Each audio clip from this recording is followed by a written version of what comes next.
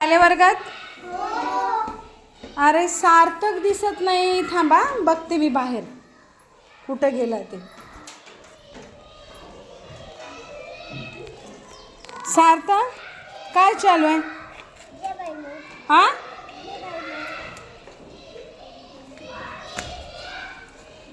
काय चालू आहे? आणि आता कस काय जेवायलास? हा आता कस काय जेवायलास? काय कुणा गेले? आणि शिकवायचं राहू जा का आता? हा शिकवायचं राहू जा आता?